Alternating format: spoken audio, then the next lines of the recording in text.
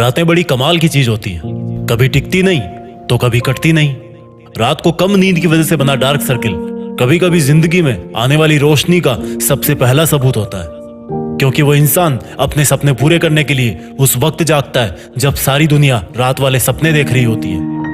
कई लोग ब्रेकअप से दुखी है, कोई धोखा खा रहा है, कोई चीट कर रहा है, कोई इग्नोर कर रहा है तो कोई रातें खराब कर रहा है। रात में किसी और इंसान के इश्क में जगोगे तो कोई गारंटी नहीं कि सुबह खुल के मुस्कुरा पाओगे या नहीं, लेकिन अगर रात को किताबों के लिए जगोगे तो सुबह एक सुकून भरी मुस्कान होगी।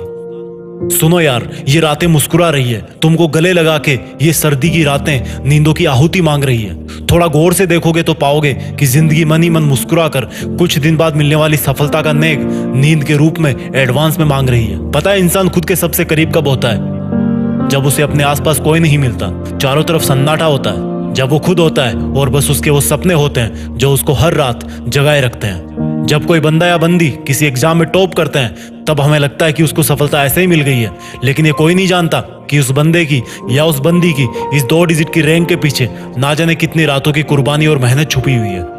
कोई नहीं जानता कि इस टॉपर स्टूडेंट ने रंगीन दुनिया से नजर हटा के सिर्फ अपनी ब्लैक एंड व्हाइट किताबों पर ध्यान दिया था। ब्लैक एंड व्हाइट किताबें जो दिखने में जितनी रंगहीन और बोरिंग होती है, वो उनसे प्यार करने वाले और पढ़ने वाले की जिंदगी में उतना ही ज्यादा रंग भरती है। ठीक उसी प्रकार से ये रातें भी सिर्फ काली दिखने में होती है, लेकिन वो इसलिए काली होती है क्योंकि वो अपनी चमक रातों में मेहनत करने वालों की जिंदगी के लिए बचा के रखती है। ये जनवरी फरवरी का मौसम अलग ही होता है, कोई ख्वाब पूरे करने के लिए जागता है तो कोई बर्बाद होने के लिए सोता है। अपने मन के घोड़ों को इधर उधर से हटा के सिर्फ उस पे फोकस कर जो तेरी असली पहचान इस दुनिया के सामने लाएगा।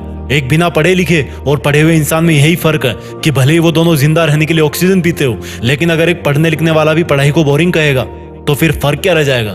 एक पढ़ने लिखने वाला भी अगर किताबों को सामने रखकर पढ़ाई का दिखावा करता रहेगा तो उसको कोई अधिकार नहीं कि वो अपने आप को स्टूडेंट कहे, क्योंकि एजुकेशन के विद्वानों ने कहा है कि एक स्टूडेंट वही होता है जिसमें कौवे की तरह किसी भी बात को जानने की चेष्टा होती है, एक बगुले की तरह अपनी पढ़ाई पे नहीं सपनों पे भी ध्यान होता है। वो एक कुत्ते की तरह हमेशा चौकन्ना होकर सोता है, जितनी जरूरत हो उससे थोड़ा कम खाना खाता है और घर से दूर रह के भी पढ़ाई कर सकता है। जिस बंदे में ये 5 लक्षण होते हैं वो एक आदर्श विद्यार्थी होता है। इनके अलावा एक और गुण मैं इस जीत फिक्स के माध्यम से विद्यार्थियों के साथ जोड़ना चाहता हूँ, वो एक सच्चा देशभक्त होना चाहिए। उसको देश में अपना नहीं बल्कि दुनिया में देश का नाम करना चाहिए। जय हिंद, वंदे मातरम।